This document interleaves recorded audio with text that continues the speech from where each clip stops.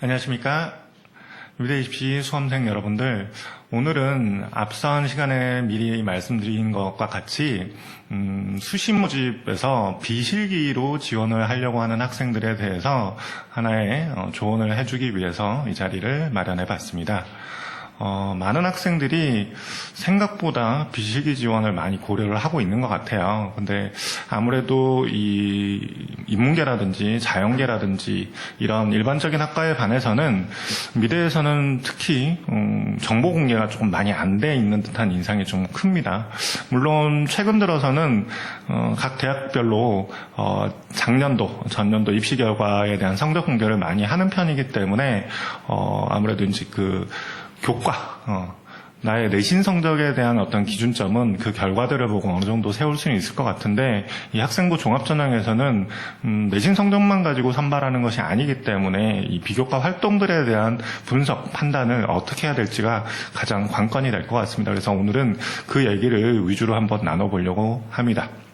자, 먼저 보시면 지난번 입시 설명에서도 이제 언급해드린 바와 같이 생각보다 학생부 종합전형 그리고 학생부 교과전형으로 선발하는 학교는 많습니다. 한데 중요한 건 학과마다 모집 인원은 그렇게 많지가 않다는 게 바로 맹점이죠. 대도적으로 홍익대 그리고 이화여대를 제외하고는 아주 많은 학생을 선발하는 대학은 없어요. 그래서 과별로 보통 10명 이내가 일반적이기 때문에 그 좁은 시장을 내가 과연 합격을 할 수 있을까라는 고민이 많이 되실 거예요. 그래서 이제 학생부 종합전형에서 가장 중요하게 판단이 돼야 되는 비교과 활동은 과연 어떻게 판별을 할 것인가, 요거에 대해서 학교들을 먼저 한번 살펴보시면 이렇습니다. 먼저 학생부 종합전형으로 쓸 수 있는 대학은 상위권 대학에서는 서울대 실기 미포함 전형 디자인학부에 있죠. 그리고 이화여대 디자인학부 마찬가지 있습니다. 그리고 홍익대 총 10개 미대와 플러스 미대 자율전공까지 이 모든 학과에서는 홍익대에서는 이 비실기로 선발을 하고 있죠. 그리고 중위권 대학으로 볼 수 있는 가나다 순으로 말씀을 드리면 가천대, 경기대, 경희대, 그리고 또 하나의 상위권이었던 국민대, 그리고 덕성여대, 동덕여대, 명지대, 상명대, 서울과기대, 서울여대, 세종대, 인하대, 중앙대, 한경대, 한성대 열거가 될 수 있습니다. 물론 이 외에 더 많은 대학들이 선발을 하고는 있습니다만 제가 여기서 이제 기준으로 삼은 거는 이 수도권 지역 위주의 학교라고 보시면 될 것 같아요.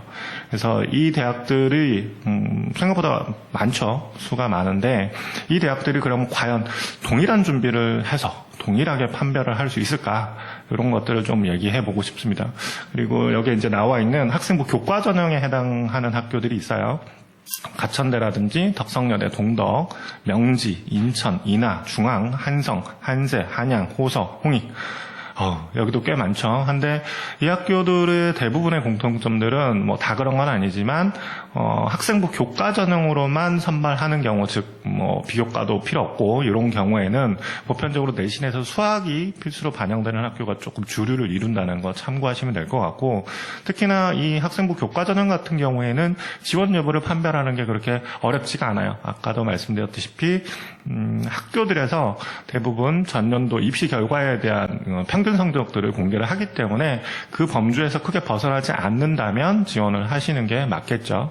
그리고 물론 자기가 정시 모집에서 쓸 대학보다 낮은 대학을 쓰는 거는 크게 매력은 없을 거니까 그 점은 잘 참고하셔서 지원 여부를 판단하시기 바랍니다.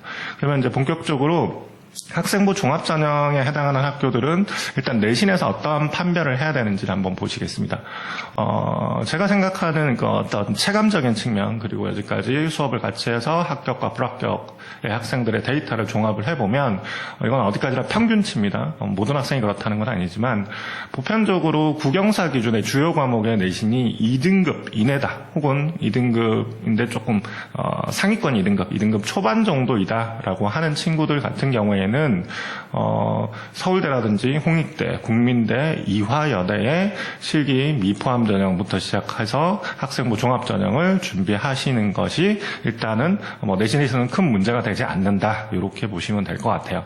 그 다음에는 그 이후가 된다면 조금 세세한 권역들이 좀 필요하죠. 가령 홍익대 같은 경우 2등급 중반대가 쓸 수 있는 목조형이라든지 그 다음에 금속 이런 학과가 있을 거고 나머지 국민대라든지 이대 같은 경우에는 사실은 특정한 학과에서만 선발하기 때문에 이런 세세한 분별이 불가능하죠. 그래서 그런 2등급에서 3등급 이 사이에 있는 친구들이 대부분 이제 고민하는 것들이 홍익대 중간 정도의 학과를 쓸 거냐 아니면 홍대 세종 캠퍼스를 쓸 거냐 이거에 대한 고민이 가장 많을 것 같고요. 그 아래에 해당하는 대학들은 사실 2등급 중반이 된다면 못 쓸 이유가 전혀 없습니다. 그래서 제가 가이드라인을 제시하는 등급은 바로 3등급 전후입니다. 일반적으로 중위권 대학에서 학생부 종합전형으로 들어가는 케이스들을 자세히 살펴보면 내신은 사실은 아주 큰 차이가 나지는 않아요. 내가 7등급이었기 때문에 떨어지고 2.6등급이었기 때문에 붙었다 이런 경우보다는 내신 내에서 변별력보다는 오히려 활동에 대한 변별력이 크기 때문에 내 내신이 2등급 후반 중반부터 시작해서 3등급 초반 혹은 많게는 중반까지 가더라도 미술활동이 우수하다면 상대적으로 지원을 고려해 볼 수는 있다는 얘기를 드리고 싶습니다. 그에 해당하는 대학들은 가천대, 경기대, 경희대, 덕성여대, 동덕여대, 동양대, 명지대, 상명대, 서울과기대, 서울여대, 세종대, 을지대, 인하대, 중앙대, 평택대, 한경대, 한성대 역시 굉장히 많이 있죠. 한데 다시 말씀드리지만 이 학교들의 모집 인원은 절대적으로 적다는 것을 반드시 인지하시고 지원 여부를 조금 더 신중하게 판단을 하시는 게 좋겠습니다. 그러면 이제 이 친구들이 이 정도의 내신이 유지가 됐다면 내가 과연 이 학생부 종합전형에서 합격을 할 수 있느냐 없느냐의 가장 주된 관건은 바로 이제 활동이죠. 왜 그러냐면 서울대든 홍대든 국민대든 이대든 쓰는 학생들의 성적권에 대한 얘기를 해드렸죠. 2등급 전후. 그러면 그 친구들끼리 경쟁을 할 때 사실 내신 변별력은 크게 역시 없어진다는 거죠. 이 친구들하고 경쟁을 하는 친구들이 만약에 내신 3등급이거나 4등급이었다. 그러면 내가 2등급 이내의 내신이라는 게 유리하게 적용이 되겠지만 그렇지 않고 그냥 보편적인 이 평균 합격권 안에 학생들하고 즉 실질 경쟁자들하고 내가 합격을 할 수 있느냐 없느냐에 대한 여부를 판단할 때는 이제부터는 이제 내신이 크게 변별력이 없다는 거죠. 왜냐하면 내 내신하고 그 다른 상대방 아이의 내신하고 크게 편차가 없을 거기 때문에. 그렇기 때문에 결국은 이 상위권 대학들도 결국은 내신은 기본 이 커트라인, 가이드라인으로 인지를 하시고 결국 제일 중요한 건 비교과 활동이 어떻게 구성이 되어 있느냐 이런 측면이라고 보시면 될 것 같아요. 그거보다 더 이 비교과 활동을 세세하게 보셔야 되는 게 바로 이 밑에 있는 중위권 대학들입니다. 이 중위권 대학들은 내신 성적보다 비교과 활동이 훨씬 더 지대한 영향을 미친다. 이것이 제가 여지까지 학생들을 지원시켜보고 합격 결과를 받았을 때 얻어지는 체감적인 데이터 그리고 수치적인 데이터라고 말씀드릴 수 있을 것 같습니다. 그러면 이 비교과 활동 과연 어떻게 해야지 좋은 거고 어떤 것이 더 유리할 건가를 판단을 해봐야 될 텐데 그 판단 기준을 큰 틀에서는 홍익대에서 제시하고 있는 그 비교과 영역 중에서 유형의 분류가 있죠. 그래서 그 총 9가지 유형의 분류를 토대로 한번 분류를 해볼 텐데 일단 주요 활동을 홍익대가 분류하는 방식으로 이제 분류를 해보면 위에 있는 활동하고 아래에 있는 3개 활동에 조금 차이가 있습니다. 어떤 차이가 있냐면 위에 있는 동아리나 방과후 기타 등등의 활동들은 대부분 공식 활동이에요. 학교에서 주관을 하던 아니면 외부 단체에서 주관을 하던 보편적으로 공식 기관에서 내가 소속이 되어서 활동을 하는 그런 공식 활동이라는 거죠. 한데 전시 관람이라든지 독서라든지 나 혼자 그림을 그리거나 스크랩을 하는 어떤 자유창작들은 누군가 공신력 있는 기관에서 나랑 같이 하자고 한 게 아니라 본인 혼자 활동을 한 거기 때문에 주체기관이 본인이죠. 그렇다면 어느 게 상대적으로 신뢰감을 더 줄 거냐? 당연히 위에 있는 공식 활동이겠죠. 아래에 있는 개인적인 비공식 활동은 점수화시켰을 때 아주 상대적으로 큰 영향이 없다라고 말씀을 드릴 수가 있겠습니다. 이것은 비단 저의 개인적인 생각뿐만이 아닌 거죠. 홍익대에서 제시하고 있는 미술활동 보고서 안내 가이드만 보시더라도 아무래도 공식 활동을 우리는 조금 더 좋은 점수를 줄 수 있다라는 그런 표현이 직접적으로 나와 있습니다. 그렇기 때문에 상대적으로 더 주요한 활동들은 위쪽이죠. 그래서 여러분이 학교에서 일반적으로 할 수 있는 가장 기본적인 것들이죠. 동아리, 방과후. 물론 방과후 같은 경우에는 있는 학교도 있고 없는 학교도 굉장히 많아요. 그래서 방과후는 일반 고등학교에서는 하나의 메리트 있는 활동이 될 수 있습니다. 그래서 그런 점, 그리고 진로활동 및 체험활동, 그리고 각종 대회, 이 대회에는 교내에서 실시하는 뭐 사생대회부터 시작해서 뭐 각종 포스터 뭐 이런 대회들도 포함이 될 거고, 외부에서 하는 공모전이라든지 대학교 실기대회 이런 것들도 다 포함을 할 수 있습니다. 그리고 봉사도 마찬가지죠. 내가 그냥 가서 벽화를 그리고 왔다고 해서 봉사활동을 인정하지 않죠. 어떤 특정 기관에 내가 봉사를 하겠다라는 것을 밝히고 그걸 토대로 허락을 받고 하시는 그런 봉사활동이죠. 그게 바로 역시 같은 공식 활동입니다. 그리고 기타로는 제가 점수화될 수 있는 몇 가지만 좀 추려봤어요. 그게 예를 들어서 내가 학생회 간부인데 내가 학생회에서 홍보팀을 맡고 있다. 혹은 내가 뭐 방송부인데 방송에서 영상 편집을 한다거나 영상 기획을 했다. 뭐 UCC를 제작했다. 혹은 축제다. 우리 축제에서 우리가 축제의 어떤 부스를 기획했다. 축제의 어떤 전시나 뭐 이런 것들이 기획했다. 뭐 이런 것들이 될 수 있을 것 같고요. 그다음 전시를 하는데 내가 기획 파트는 아니었지만 내 작품을 출품했다. 이것들도 다 공식 활동입니다. 왜 그러냐면 이게 다 교내에서 이루어지기 때문에 내가 개인적으로 한 활동이 아니라 교내 행사에 내가 참여한 거죠. 그렇기 때문에 이것 또한 중요한 공식 활동 중에 하나입니다. 그래서 이 앞에서 열거드린 모든 것들은 공식 활동이기 때문에 여기에 내가 최대한 개체수를 많이 갖고 있을수록 유리하겠죠. 실질적으로 제가 체감해서 느끼는 거는 이 공식 활동이 보편적으로 가장 중간권역이라고 생각하는 아이들이 보통 5가지 정도 있어요. 이 여러 가지 열거된 항목 중에 포함될 수 있는 항목이 5개 정도가 중간이라고 보시면 되겠고, 그보다 훨씬 적다면 아무래도 내가 경쟁자들에 비해서 이 미술 활동이 조금 모자란다 이렇게 판단하시는 게 맞을 것 같습니다. 많은 경우에는 10개가 넘는 학생들도 꽤 많아요. 그렇기 때문에 전반적으로 내가 이 공식 활동이 홍대 기준으로 비교과 활동 10개를 어느 정도 다 채울 수 있게끔 구성이 돼 있다 그러면 이 친구는 이 비교과 활동이 상대적으로 우위에 있다라고 보시면 될 것 같아요. 밑에 있는 전시관람이나 독서나 자유창작 등을 제외한 나머지 공식 활동의 개수를 말씀을 드리는 겁니다. 그렇기 때문에 이제 판별하기에는 이 공식 활동의 개체수가 5개 이상일 거냐, 5개 이하일 거냐 이런 식으로 판단을 하신다면 조금 더 가늠하기가 조금 수월하지 않겠는가. 거기에 플러스 미술 거점 학교들을 운영하는 학교들이 있습니다. 그리고 각 시에서 뭐 서울시든 경기도든 각 시 자체에서 미술 영재 교육을 따로 마련해서 하는 경우들이 있어요. 이런 것들을 하는 경우는 굉장히 드물죠. 드물기 때문에 제가 여지까지 봐왔던 학생들은 대부분 홍대를 기준으로 거의 합격을 했어요. 우리 학교가 미술 거점 학교였고 미술에 대한 어떤 교육이 다른 데보다 훨씬 더 체계적이었고 뭔가 좀 더 많이 배울 수 있었다라고 할 수 있는 이 미술 거점 학교 혹은 미술 영재 교육을 받은 친구들은 보편적으로 떨어지는 일이 잘 없었다. 그래서 요거는 하나의 꿀팁이 될 수 있을 것 같아요. 특히 지금은 이제 고3들은 어쩔 수가 없겠지만 고3들 이상 뭐 재수생들은 어쩔 수가 없겠지만 1, 2학년들 같은 경우에 만약에 학종을 내가 준비하는 것을 계획해 두고 있다면 서울시라든지 각 시도층에서 하는 영재 프로그램이 있다. 그러면 반드시 적극적으로 참여하시는 게 좋다고 생각합니다. 왜 그러냐면 이 프로그램은 내가 들어가고 싶다, 내가 저기서 수업을 받고 싶다고 해서 받을 수 있지 않습니다. 보편적으로는 제가 알기로는 실기시험이든 면접이든 하나의 검증 단계를 거쳐서 지원자들 중에서 일부만을 선택적으로 이 수업에 참여시키기 때문에 그렇죠. 즉 이미 검증된 아이들이라는 거예요. 그래서 이 점은 굉장히 중요한 하나의 학종에서 중요한 활동이 될 수 있다라고 개인적으로 생각합니다.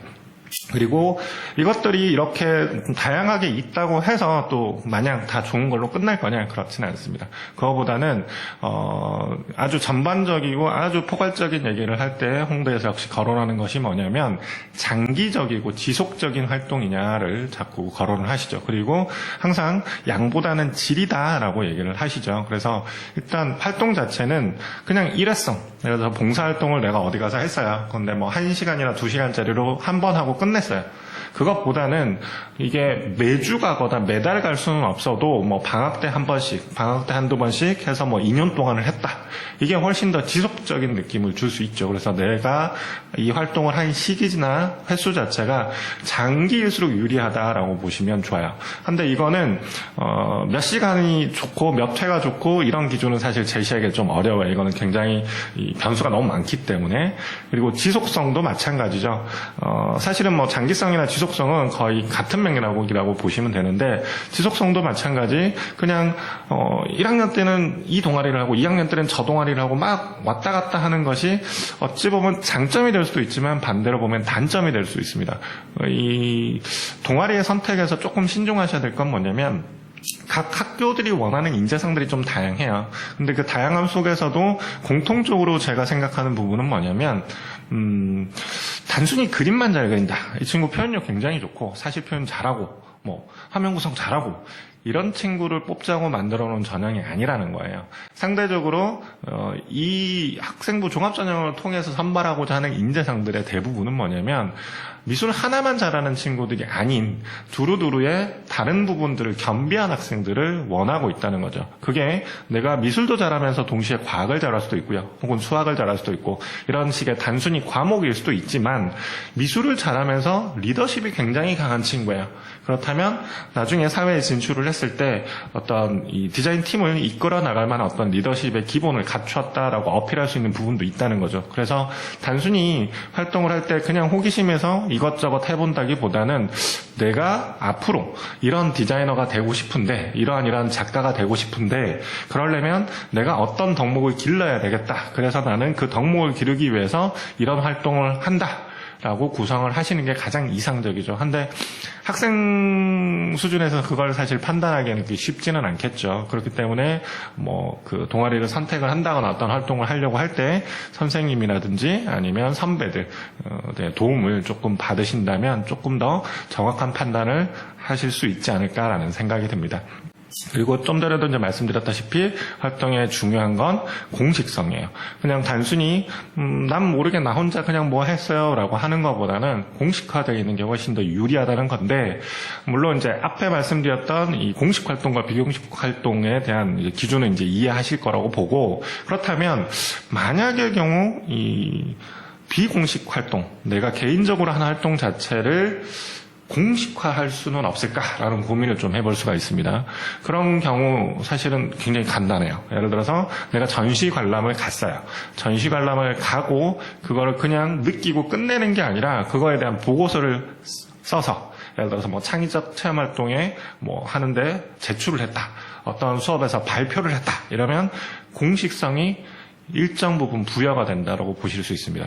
예를 들어서 내가 어떤 국어 수업 시간이었는데 어떤 발표하는 테마가 해필이면 이 전시랑 잘 들어맞아서 내가 그 전시 갔던 결과를 토대로 발표를 했어요. 그게 선생님이 학생부 세특에다가 적어주셨다는 거죠. 그렇게 되면 마치 공신력이 있는 활동처럼 느껴질 수밖에 없다는 거죠.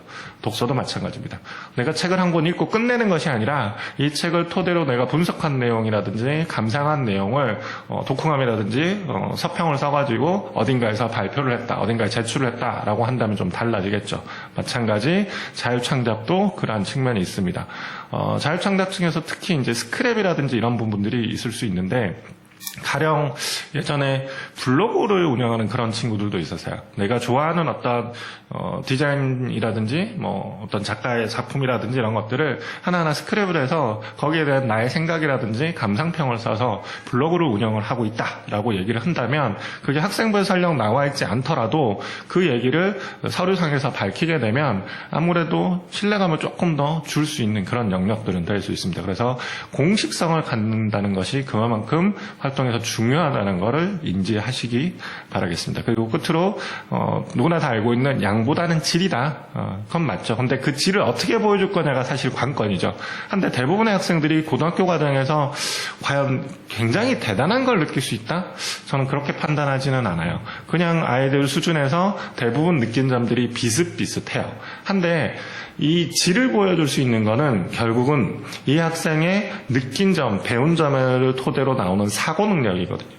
그 사고 능력이 깊이를 보여주는 가장 중요한 거지, 활동을 똑같이 예를 들어서 뭐 초상화를 그렸는데 그 초상화를 조금 더 이렇게 그리면 질이 좋고 초상화를 좀 저렇게 그리면 질이 나쁘고 이렇게 판단할 수는 없다는 거죠. 그래서 질을 보여줄 수 있는 가장 핵심은 저는 느낀 점이라고 봅니다. 그래서 그 느낀 점을 그냥 단순히 좋았다, 뿌듯했다 이런 수준이 아니라는 거죠.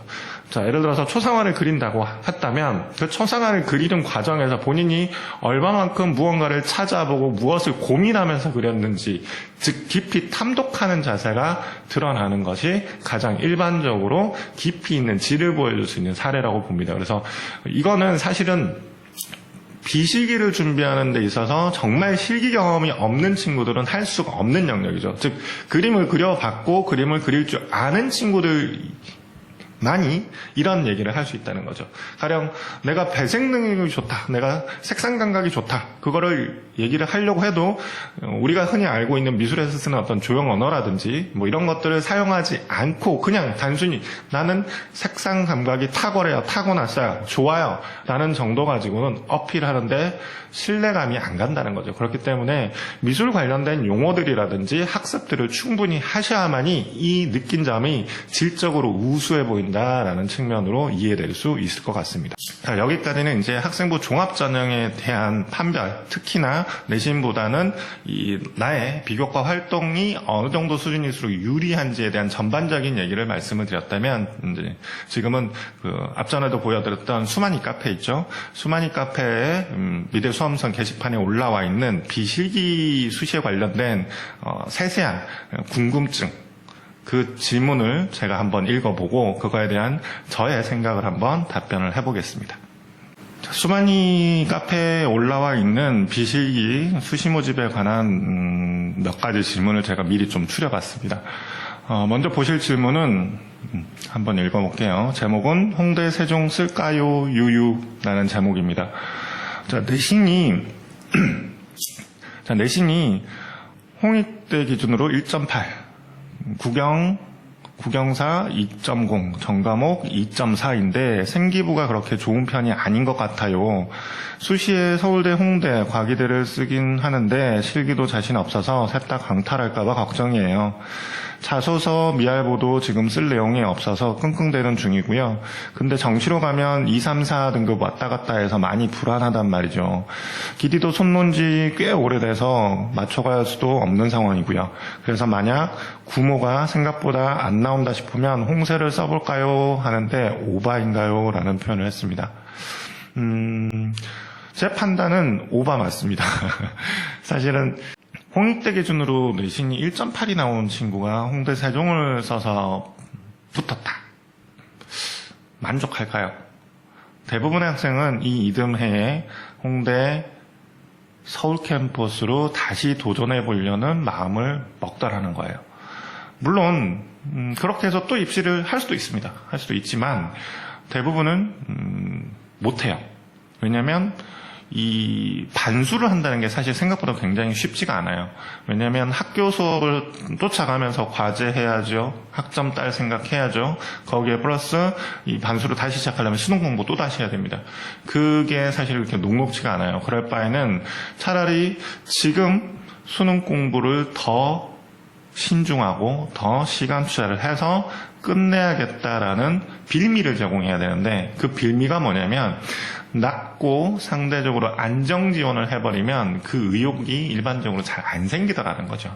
물론 하나의 편법적인 방법은 있어요. 그게 뭐냐면 홍대 세종 같은 경우, 물론 이제 홍대가 전체가 그렇습니다만 미술 우수자로 이제 지원을 할 경우에 면접이 남아있죠. 면접을 최종적으로 합격을 해야지 이제 최종 합격자가 되는 건데, 다행히 면접이 수능 이후에 있죠. 그래서 만약의 경우 수능 성적이 잘 나왔어요. 그래서 홍대 세종의 면접장을 안 들어가는 편법적인 방법이 있죠. 근데 여기서 이제 신중하셔야 될 건, 지금 이제 홍대를 쓰시는데 아마 서울 캠퍼스와 세종을 둘 다 고민하시는 것 같아요. 밑에 댓글을 봤더니. 근데 이제 밑에 댓글 다신 분의 말처럼 미술 우수자 동일한 전형으로는 두 개 캠퍼스, 두 개 학과 이상을 지원할 수 없기 때문에 신중하게 고민을 하셔야 된다는 거죠. 그래서 제 개인적인 판단으로는 지금 정도의 수능 성적 그리고 내신 성적이라면 오히려 세종을 쓰는 것보다는 서울 캠퍼스를 쓰고 수능 최저를 어떻게든 맞추겠다라는 각오로 접근을 하시는 게 조금 더 좋을 것 같고요.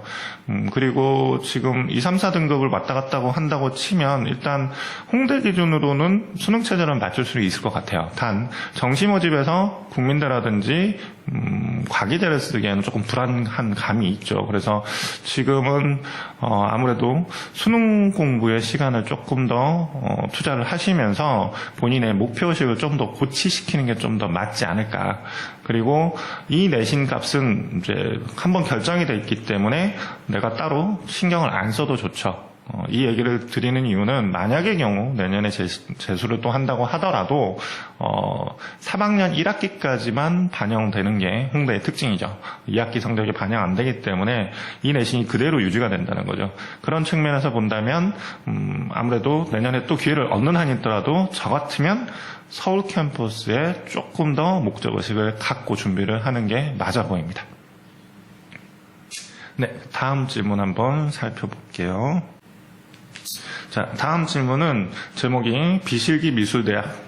질문은 국어 영어 3.2, 국영사 3.4에서 5, 국영수사 4점대 중반 정도이고, 미술학원 다니느라 출결은 좋은 편이 아닌데 생기부에 거의 대부분 미술 관련 활동으로 채워져 있어요. 비실기 수도권 미술 관련 학과, 미술 관련 있는 학과 대학 추천 좀 해주세요. 되도록이면 이제 국영사 반영 대학이면 좋을 것 같다라고 얘기를 하고 있습니다. 앞전에도 이제 말씀드렸다시피 이 친구 같은 경우는 이제 3등급 전후의 내신을 갖고 있는 친구죠. 근데 지금 보면 국영사 대부분의 대학들이 학생부 종합전형인 경우에는 수학을 필수로 반영하지 않는 경우가 많기 때문에 국영사 기준으로 판단을 해보시면 되는데, 실질적으로는 이 학생부 종합전형에서는 거의 모든 학교가 특정 과목을 지정해서 반영하는 경우는 잘 없습니다. 정성평가이기 때문에 모든 과목을 전반적으로 다 반영을 하게 돼 있죠. 한데 판별을 할 때는 보편적으로 국영사 기준으로 판별을 하셔도 큰 무리가 없으세요. 그래서 국영사 기준으로 3.45 정도, 즉 3점대 중반인 학생들은 아까도 말씀드렸던 중위권 대학 위주로 대학 라인업을 선정을 하시는데, 뭐 경희대라든지 동덕여대라든지 뭐 경기대라든지 뭐 중앙대라든지 이런 중상위권 대학들을 타겟으로 해서 준비를 하시는 게 일단 가장 이상적인 목표일 것 같아요. 물론 지금 이 정보인은 이 학생의 수능 모의고사 성적이 없기 때문에 지금 열거드린 이 대학들을 정시 모집에서 조금 더 상위권 대학을 갈 수 있다면 그거를 추천하지는 않고요. 만약에 그 정도 학교를 역시 정시 모집에서 지원을 해야 되는 그런 정도의 수능 모의고사 성적을 갖고 있다면 수시에서도 당연히 써봐야겠죠. 더군다나 지금 모르겠어요. 뭐 정확한 판단은 어렵지만 미술 관련 활동이 많은 것처럼 지금 표현을 하고 있기 때문에 그 점을 10분 발휘해서 중상위권 위주의 대학을 설정하시는 게 조금 더 좋아 보입니다. 자, 다음 질문도 역시 학교에 대한 지원 고민이네요. 자, 비실기 학종 디자인과라는 제목의 글이고요. 자, 국어 영어 1.8등급, 국영사 1.6등급, 국영수사 2.5등급, 국영수사과 2.4등급, 전 과목이 2.6에서 7. 굉장히 내신을 잘 따셨네요. 비실기 학종대학을 찾아보니까 자꾸 갈 수 있는 대학이 사라져서 이것밖에 안 남았는데 성적이 조금 아까워서 활동 보고서나 그런 거 못 쓰고요. 생기부 17장, 생기부에 있는 미술활동은 그림책 제작, 그걸로 상 받으셨고, 미술 자율 동아리, 미술 관련 행사 참가, 각종 미술 관련 보고서, 세특이나 행특, 자율진로 전부 디자인으로 되어 있다. 장수도 적고 관련 활동도 예고 학생들에 비해 적은데, 국민대 가능성이 있을까요? 그리고 제 성적에 혹시 갈 수 있는 디자인 학과가 있다면 제발 하나라도 알려주세요. 영상은 관련 활동이 없어서 안 돼요 라고 써 있습니다. 거기다가 작년 입결 성적까지 굉장히 꼼꼼하게 찾아주셨네요. 이 친구 같은 경우는 굉장히 내신이 우수한 학생에 속하기 때문에 더군다나 지금 수학을 포함해서도 내신이 나쁘지가 않아요. 근데 지금 먼저 판별을 해봐야 될 건 지금 열거되어 있는 학교에는 지금 없어요. 홍익대 캠퍼스 자율 전공을 한번 판별을 해보셔야 될 것 같아요. 왜냐면 지금 국영수사가 2.5인데 홍익대 같은 경우에 캠퍼스 자율 전공이든 뭐 미대 자율 전공이든 뭐 미술 관련이든 간에 이 내신을 산출할 때 홍익대는 이 보정계수라는 게 적용이 되기 때문에 보정계수를 적용을 시키면 아마 저기에 나와 있는 내신보다는 조금 더 좋게 나올 거예요. 물론 이수 단위를 제가 이제 모르기 때문에 여기서 지금 얼마만큼 올라갈 줄은 모르겠으나 아마 적으면 저기서 0.23 정도, 많은 경우에는 저기서 0.4등급도 올라갈 수 있는 여지는 있기 때문에 반드시 홍익대 입학처 홈페이지에 들어가셔가지고 홍대 방식으로 내신 산출 한번 해보시고, 홍대 방식으로 만약에 내신 산출을 했는데 2등급 초반이 나왔다라고 한다면 홍익대를 캠퍼스 자율 전공으로 지원하는 방식이 있어요. 그 방식에서 하나는 이 내신 성적만 반영하는 교과전형이 있고, 하나는 이 일반적인 종합전형, 학생부 종합전형, 자소서를 써야 되는 전형이 있습니다. 그래서 그 중에 뭘로 선택을 할지 한번 고민을 해보시는 것도 좋을 것 같아요. 내신이 원체 좋은 친구이기 때문에 상대적으로 상위권 대학을 쓰는 게 일단은 맞아 보입니다. 거기에 이제 판별 기준에 하나가 더 들어야 되는 건 내가 수능 최저를 상위권 대학으로 맞출 수 있을 것인가, 요걸 한번 고민을 해보셔야 될 것 같아요. 그리고 여기 이제 열거된 학교는 경희대 시각, 서울여대 시각 산업, 상명대 생활예술, 명지대 디콘, 경기대 서영화 미술 경영인데 굉장히 조금 다양하네요. 본인이 하고 싶은 것이 확실하게 정해지지 않아서 그러신 건지 아니면 그냥 입결에 의한 성적에 의해서 판별을 하시는 건지는 모르겠으나 학과 선택도 사실 굉장히 신중하셔야 돼요. 왜냐면 이 전과가 사실 쉬운 학교는 거의 없습니다. 본인이 들어간 학과에서 안 맞아서 다른 과를 바꾸는 게 사실 쉽지는 않아요. 하지만 이제 상대적으로 복수 전공은 조금은 수월하죠. 근데 이 복수 전공 자체도 본인이 어떻게 이제 받아들이냐에 따라서 다르죠. 뭐 장점은 졸업장이 2개 나와요. 물론 이제 복수 전공이 쉽지는 않습니다. 단점이 바로 힘들다는 거죠. 보편적으로 빠르면 한 학기를 더 다녀야 되고, 그러니까 4년 다니면서 2개의 학위를 다 따기라는 건 사실은 물리적으로 불가능해요. 왜냐하면 필수로 채워야 되는 이수 학점이 있기 때문에 그렇고요. 보편적으로 빠르면 한 학기를 더 다니고, 보편적으로 1년 정도를 더 다니면, 즉 대학교를 5년을 다니면 학위가 2개가 나오는 그런 장점은 있죠. 그래서 복수전공까지를 고려하신다면 지금 이 다양한 과들이 문제가 없어 보이나, 그렇지 않은 경우에는 이렇게 다양한 과는 조금 고민을 해보셔야 돼요. 특히나 이제 눈에 띄는 게 상명대 생활예술인데, 상명대 생활예술은 예전에 이 텍스타일 디자인학과, 목조용 가구 학과가 합쳐져서 만들어진 학과입니다. 그래서 여기 안에는 우리가 일반적으로 생각하는 시각 디자인인지 산업 디자인에 관련된 수업이 없어요. 그래서 그 점을 조금 더 주의 있게 보셔야 될 것 같고, 그다음 지금 열거된 학교들은 상대적으로 조금 더 중위권 대학이라고 보시면 될 것 같아요. 그래서 이 중위권 대학에서 조금 더 변별력을 생각을 하신다면 경희대 네오르네상스도 생각을 해볼 수 있지만, 상대적으로 이 성적이 더 높아야지 가능한 고교 연계 전형 이거가 있으니 그 점도 한번 참고를 해보시면 좋을 것 같습니다. 그리고 이제 본인은 지금 미술 활동이 많지 않다라고 판단을 어느 정도 하고 계시는 것 같은데, 제가 봤을 때는 지금 써져 있는 것만 보면 중간 정도의 수준인 것 같아요. 미술 활동이 공식적인 활동도 지금 열거된 상황으로 봐서는 한 67개 정도가 될 것 같은데, 이 정도면 비교과 활동은 중간 정도에 속해 있다라고 보시면 될 것 같아요. 그래서 서류를 어떻게 쓰느냐에 따라서 강락이 조금 좌지우지 될 수도 있는 여지가 있습니다. 그래서 그 점을 생각하시고 지원을 하시면 될 것 같습니다. 다음은 이제 그 학교에 대한 어디를 쓸까 이거에 대한 고민보다 조금 더 직접적인 서류를 어떻게 쓸까에 대한 고민, 요거를 두 개를 한번 찾아서 답변을 해드려 보겠습니다.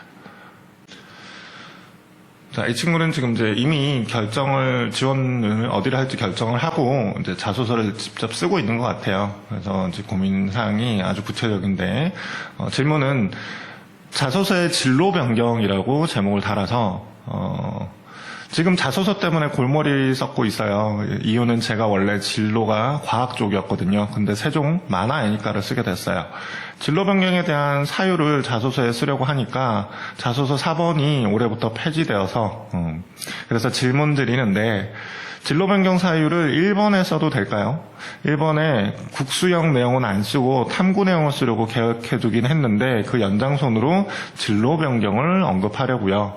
간단히 내용을 말하자면 수업 시간 중 수행평가인 과학활동을 하던 중 어떤 분야에 흥미를 느껴 그것을 토대로 더 조사해보고 모형도 만들고 나아가 자율동아리에서도 발표하는 시간을 가졌다. 전문적인 지식을 기재하고, 그러나 그 과정에서 부족함을 느꼈고 애니 관련된 산업을 알아보게 되면서 이러한 부족함을 애니와 융합시키면 좋을 것 같다는 생각을 하게 되었다. 그래서 애니 산업에 흥미를 가지게 되어 계열을 바꾸게 되었다. 자, 대충 이렇게 쓸 건데 터무니없나요? 갑자기 뜬금없이 진로 변경을 언급하는 것 같기도 하고, 세종대 애니가 공대로 들어가면서 VR, 가상현실 이런 공학적인 분야를 추구하는 것 같길래 과학이랑 연관지어 쓰려는데 괜찮을까요? 워낙 미술 관련 내용이 없어서요 라고 얘기를 하고 있습니다. 단편적으로 말씀을 드리면 좋지 않습니다. 제가 보기에는 일단 1번 항목에서 요구되는 거는 학습 경험에 대한 얘기예요. 그래서 가장 대두되어야 될 내용이 뭐냐면 본인이 얼마만큼 지적 호기심을 가지고 자기 주도적으로 학습을 했느냐, 그리고 그 과정에서 본인이 생각하는 이상적인 학습 방법이 무엇냐, 이런 거에 대한 내용을 주도적으로 써야 되는 거지, 내가 왜 중간에 진로가 바뀌었어요, 꿈이 바뀌었어요를 쓰는 거는 별로 그렇게 좋아 보이진 않아요. 오히려 질문 자체가 물어보고 싶은 본연의 본질을 흔들 것 같다는 생각이 듭니다. 그래서 오히려 이거를 쓰시려면 2번에서 쓰시는 게 저는 더 나아 보여요.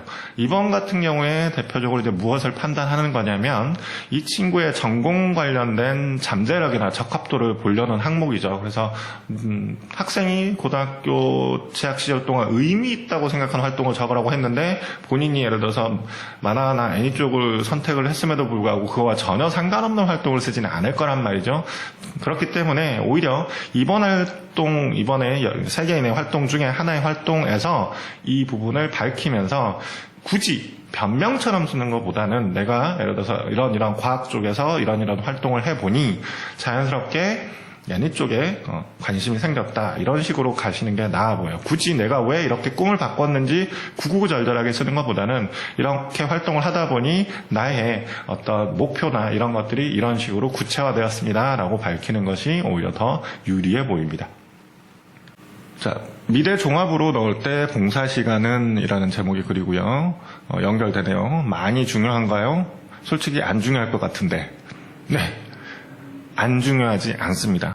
물론 아까 말씀드렸다시피 양보단 질이기 때문에 시간이 특정 얼마만큼 있을수록 유리해 이건 아니지만 시간이 짧은 것보다는 긴 게 낫죠. 당연히. 왜냐하면 말씀드렸다시피 지속성, 그렇죠? 장기적인 거, 이게 필요하기 때문에 그렇습니다. 그래서 단순히 그냥 봉사를 몇 시간을 채웠다라는 개념 말고 내가 이 활동에 집어넣을 봉사, 미술과 관련된 봉사활동을 거론할 그 봉사가 아까 말씀드렸듯이 한 번에 한두 시간 이렇게 단편적으로 끝나는 것보다는 당연히 장기적이고 지속적일수록 충분히 점수할 때 더 이득이 된다는 거죠. 그렇기 때문에 뭐 아주 중요하다 안 중요하다 이런 식으로 얘기한다기보다는 지금 이 친구가 미술활동 비교과를 해당하는 봉사활동 자체가 얼마만큼의 기간을 두고 했느냐, 이게 관건일 것 같아요. 그 외적인 봉사야 뭐 사실 많던 적던 크게 상관은 없습니다. 그래서 그 점 유의하시고, 그렇다고 뭐 만약에 이거 외에 쓸 게 없어요, 내가 한 2시간짜리밖에는 안 했지만 이 봉사 말고는 따로 쓸만한 활동이 없습니다 라고 한다면 이거라도 써야죠. 단 저 같은 경우에는 이렇게 얘기를 할 것 같아요. 이 봉사활동이 짧게는 같지만 느낀 점이나 이런 거에서는 이걸 토대로 내가 앞으로 이런 봉사를 더 계획하고 있다, 혹은 앞으로 이런 봉사를 해야겠다는 어떤 다짐을 했다, 이런 식으로 조금은 더 포장을 좀 할 필요는 있어 보입니다. 그래서 그런 점을 참고해서 서류 마무리 잘 하시면 좋을 것 같습니다.